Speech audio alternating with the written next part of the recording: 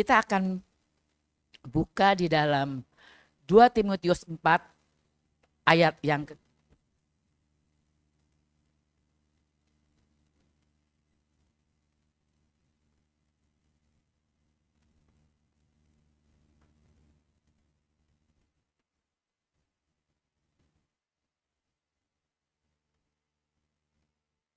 Ibu, 2 Timotius pasal yang keempat.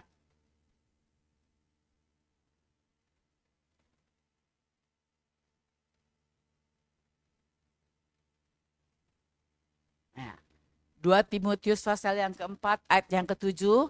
Udah dapet ya, udah dapet dibantu. Kita akan baca bersama-sama firman Tuhan ini. 1, 2, 3. Sekarang, ayat 17 dulu lah kita baca ya. Ayat 7 dulu kita baca. Ayat 7 dan 8 ya. 1, 2, 3. Aku telah pertandingan yang baik. Aku telah mencapai garis akhir dan aku telah memelihara iman. Sekarang telah tersedia bagiku mahkota kebenaran yang akan dikaruniakan kepadaku oleh Tuhan Hakim yang adil pada harinya, tetapi bukan hanya kepadaku, melainkan juga kepada semua orang yang merindukan kedatangannya. Ini ayat banyak dipakai di kuburan-kuburan, ya, termasuk kuburan bekas pacar saya. Tertulis demikian, aku telah mengakhiri pertandingan iman ya. Itu kebanyakan kita selalu ditulis seperti itu. Karena apapun kejadian yang kita alami, kejadian yang kita hadapi, mungkin bertentangan dengan akal sehat kita, tapi kita sampai garis akhir sudah memenangkan pertandingan iman dengan baik. Ya. Puncak dari perjalanan kekristenan kita adalah dapat mengakhiri pertandingan iman sampai akhir. Itu yang kita dambakan. Jangan sampai saat kita bertanding tengah jalan, kita keseleo. Jangan sampai saat kita bertanding tengah jalan, kita jatuh. Ya, kalau dosa setiap hari, ada aja dosa yang kita buat. Ngomel-ngomel, ya, kesel, itu udah biasa ya. Tapi jangan sampai di saat pertandingan iman kita mencapai garis akhir, ada kejadian-kejadian yang membuat iman kita menjadi lemah. Saat itulah seluruh perjuangan dan perjalanan hidup kita dalam percaya akan mengiring Yesus ditentukan. Apakah kita dapat bertanding sampai akhir dengan baik atau malah sebaliknya? Apakah kita mendapat kekekalan di dalam kerajaan surga? Apa di dalam neraka? Serem ya ibu-ibu ya. Apakah kita masuk ke dalam persekutuan orang-orang kudus bersama Yesus Kristus? Apakah tidak?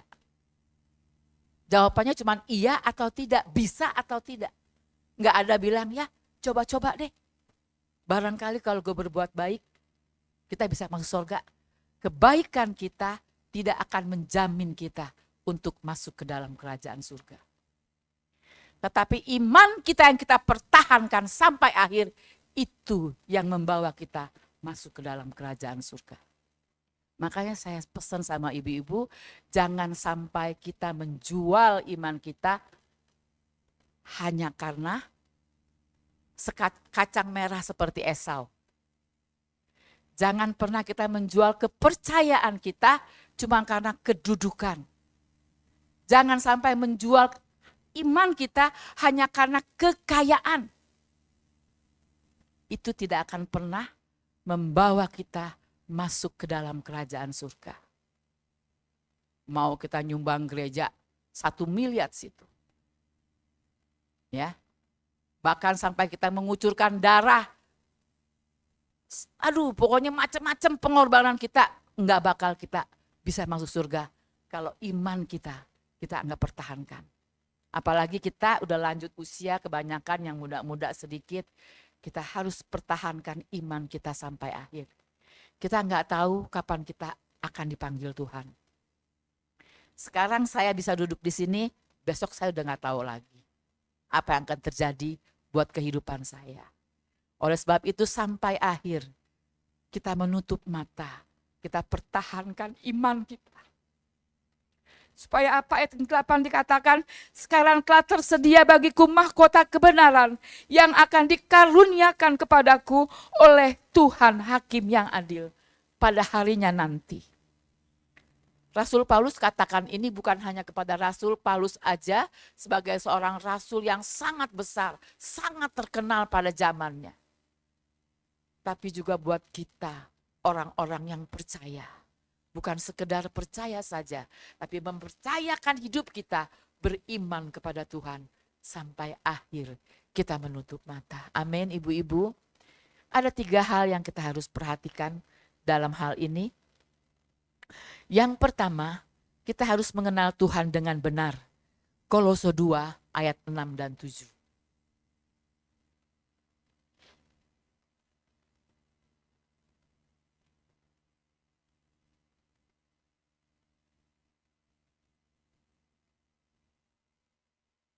Kolose 2 ayat 6 dan 7, demikian firman Tuhan.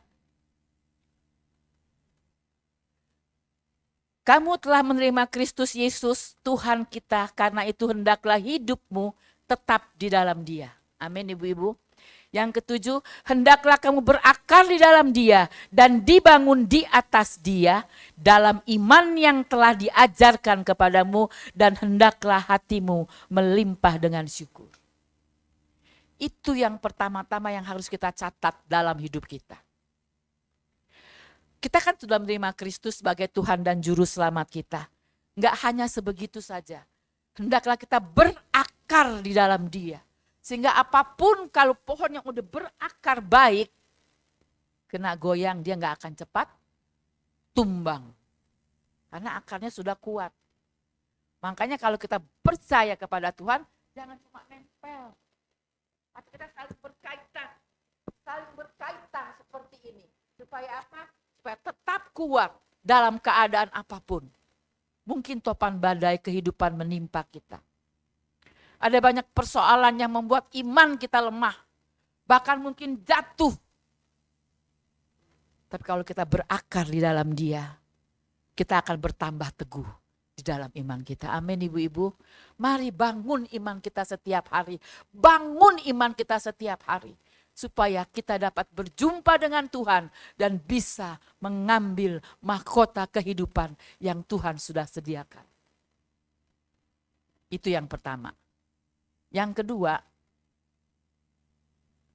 kita harus harus mengenal Tuhan dengan benar ya. Harus mengenal Tuhan dengan benar, ayatnya di Kolose pasal yang kedua, ayat yang ke-6 dan ke-7. Yang kedua, mengenal dan melihat dunia ini dengan benar. Roma 12, ayat yang kedua.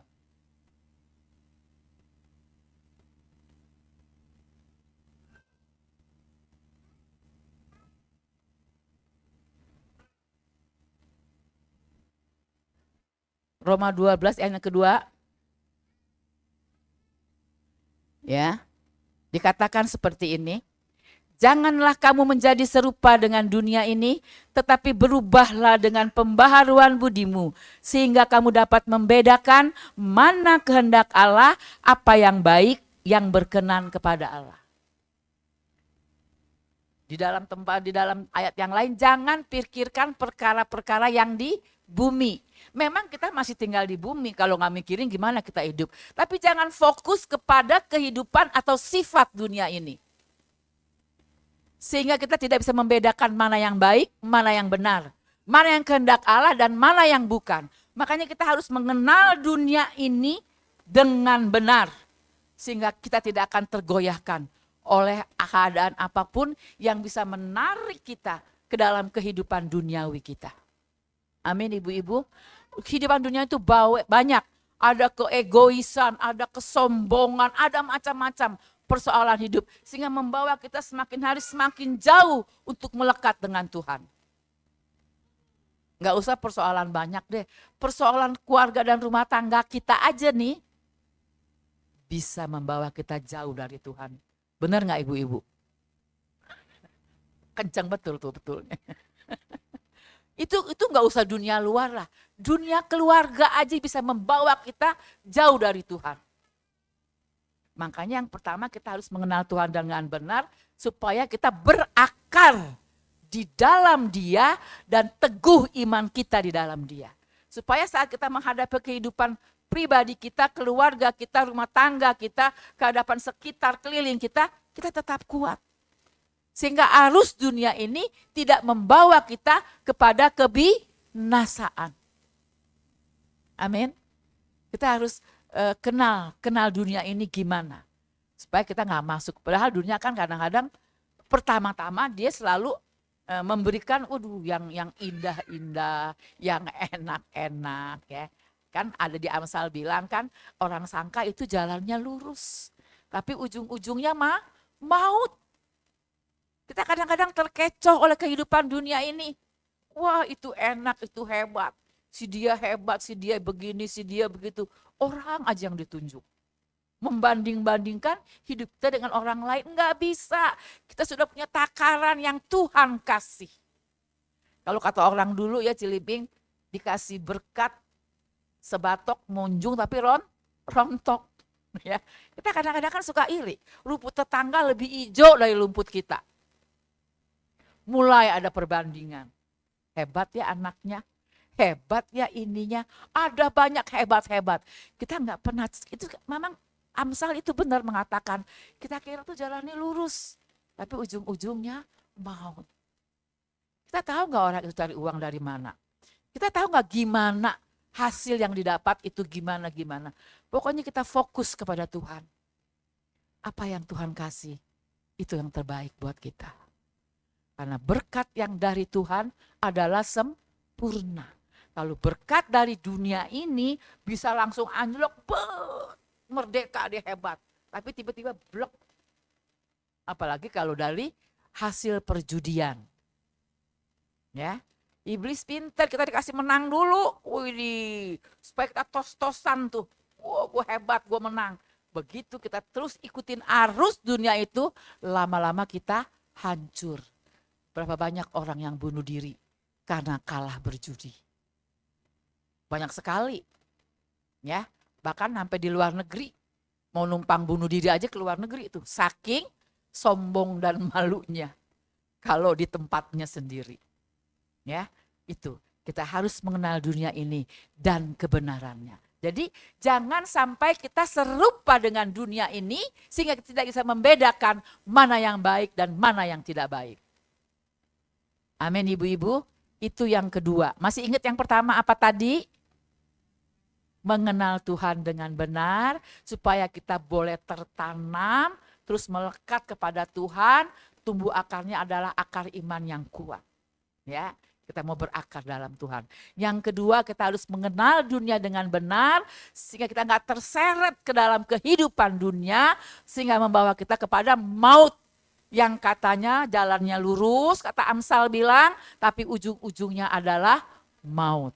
Ya. Yang ketiga, kita harus tekun dan setia.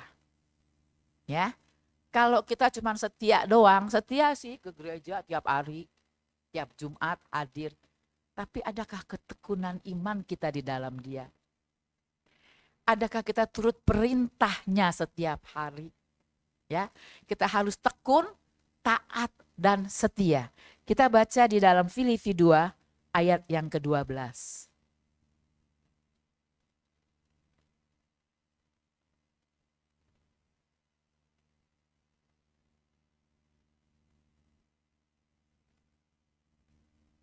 Saya akan bacakan. Filipi 2 ayat yang ke-12, demikian firman Tuhan. Hai saudara-saudaraku yang kekasih, kamu senantiasa taat, karena itu tetaplah kerjakan keselamatanmu dengan takut dan gentar. Bukan saja seperti waktu aku masih hadir, tetapi terlebih pula sekarang waktu aku tidak hadir.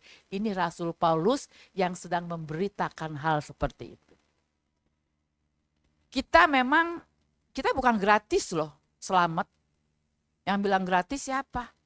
Dibayar dengan harga yang mahal, tapi tunai. Dengan darah yang tercurah, dengan bilur-bilurnya Tuhan yang bisa melukakan seluruh tubuh Yesus. Itu berarti bukan gratis. Ada harga yang harus dibayar. Makanya kita harus kerjakan keselamatan kita dengan takut dan gentar akan Tuhan. Karena satu nyawa hilang buat menebus dosa kita. Buat pengampunan kita. Yang seharusnya kita tidak ada seperti ini. Tapi oleh karena darah Yesus yang mengalir di kayu salib. Membuat kita jadi seperti ini. Makanya jangan gampang. Jangan jadi anak-anak yang gampangan. Kita harus terima pengorbanan Tuhan itu setiap hari. Bukan hanya sebulan sekali diperingati. Tapi kita harus ingat-ingat senantiasa. Bahwa darah Yesus tercurah buat saya. Oleh sebab itu kita harus mengerjakan keselamatan yang Tuhan kasih dengan takut dan gentar. Dengan taat dan setia. Amin ibu-ibu. Jadi gak gampang. Kita bukan ditebus karena gampangan. Bukan masuk penjara. Ngapain nyolong ayam. Nih gue tebusin deh. Bukan seperti itu. Tapi dosa kita diampuni. Yang seharusnya kita gak duduk di sini bernyanyi, bergembira. Kita tuh mesti adanya di dalam kobaran api neraka. Karena saat itu gak ada penebusan. Tapi saat Yesus datang ke dunia ini, mengasihi setiap kita. Gak tahu latar belakang kita seperti apa. Kalau orang kan mau bela kita, dilihat dulu. Dia udah bela gue belum? Dia seperti apa? Tapi Tuhan kita Yesus Kristus tidak seperti itu. Siapapun kita dihargai. Kita ditebus oleh darah Yesus. Oleh sebab itu, kita kerjakan keselamatan yang Tuhan sudah berikan. Dengan pengorbanannya, dengan takut dan gentar. Sehingga sampai pada kita akhir menutup mata, tetap dalam keadaan beriman. Amin. Tidak sedang melenceng. Tidak sedang pikiran tuh kemana-mana. Tetap fokus kepada Tuhan. Dan dapat mengakhiri pertandingan iman kita dengan baik. Terus Kolose pasal yang keempat ayat yang kedua. Coba dia baca yang dapat. Kolose 4 pasal yang kedua. Kolose pasal yang keempat ayat yang kedua. Silakan. Baca yang dapat. Jangan malu-malu. Baca aja. Ya.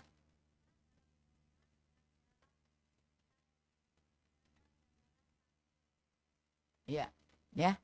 Bertekunlah di dalam doa. Gimana cara supaya iman kita setiap hari bertambah? Bertekun di dalam doa. Di samping taat dan setia kita harus tekun di dalam doa.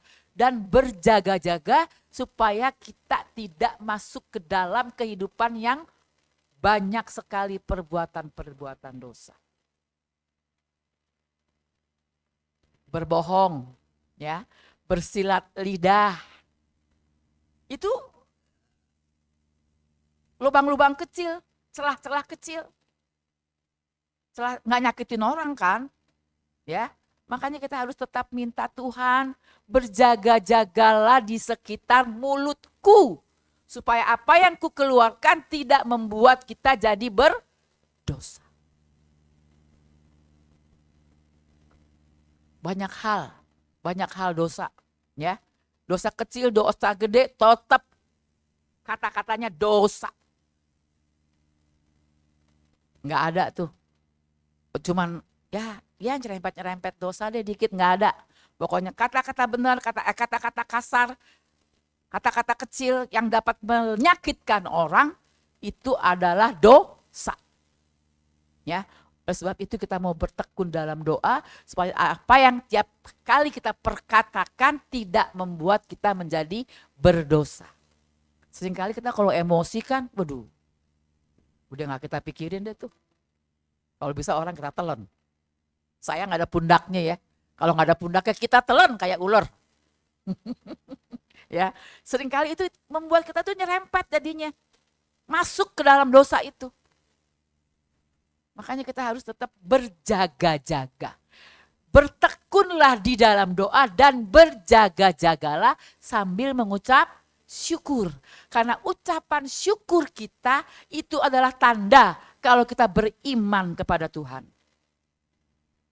Amin. Kalau kita beriman kepada Tuhan, apapun yang kita dapati, apapun yang kita lewati, kita tetap mengucap syukur. Karena iman kita hanya kepada Yesus. Makanya yang pertama kali mengenal Tuhan dengan benar supaya kita berakar di dalam Dia.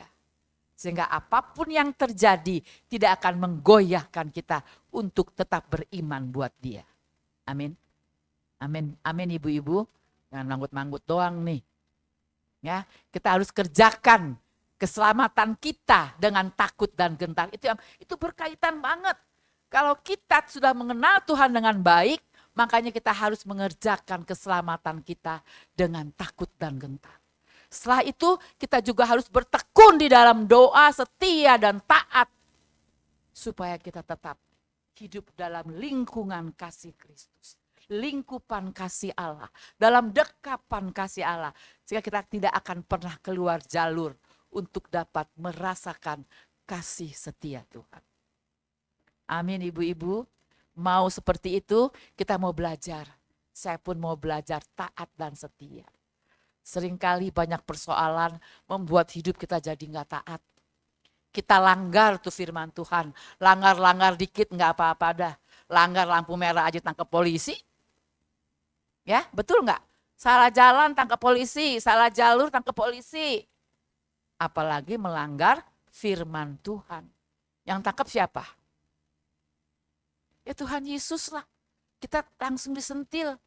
Makin bagus karena kan Tuhan bilang, orang yang kukasihi akan ku tegur dan ku hajar. Ya. Makanya kita kalau ditegur Tuhan lewat persoalan hidup, bersyukur, bertekun dan bersyukur. Berarti kita diingatkan supaya kita enggak kebablasan. Seringkali persoalan yang kita hadapi membuat kita semakin bertumbuh dalam iman. Betul gak ibu-ibu? Ada sih yang ada kasih persoalan langsung memble. Itu namanya imannya iman tempe. Imannya iman tape. Sekali tuncep sama jempol udah letoy dia. Ya.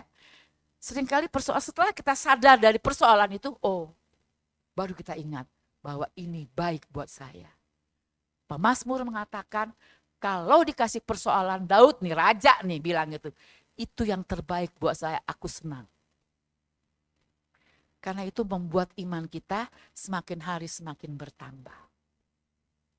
Semakin hari semakin kita dikuatkan oleh segala macam persoalan hidup kita. Supaya kita tetap berakar dan tertanam di dalam Dia. Kita mau seperti wanita yang datang mengurapi Yesus. Ya, sampai dicatat di Alkitab, padahal dia perempuan berdosa. Yang seharusnya disingkirkan, makanya saat dia mengurapi Yesus, banyak orang yang mulutnya comel. Tahu gak Tuhan dia siapa? Ya tahu lah, orang dia ciptaannya, ciptaan Tuhan ya tahu lah. Tapi dengan kerendahan hati, dia menyeka Yesus. Menyeka kaki Yesus dengan rambutnya. Itu tanda, padahal mungkin saat itu belum ada gereja. Tapi dia percaya bahwa Tuhan Yesus adalah juru selamat. Keselamatan hanya ada di dalam Dia, tidak ada di tempat lain. Saudara saya seringkali bilang, tapi kan yang penting kita beribadah, berbuat baik, beramal. Lo gak bisa. Di dalam Alkitab saya, hanya Yesus Kristus yang bisa menyelamatkan kita. Amal ibadah kita tidak akan bisa menyelamatkan kita. Itu kebaikan.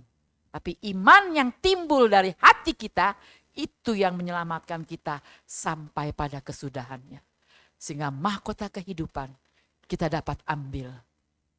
Dan kita akan tetap bersama-sama dengan Yesus. Tuhan berkati. Amin. Amin.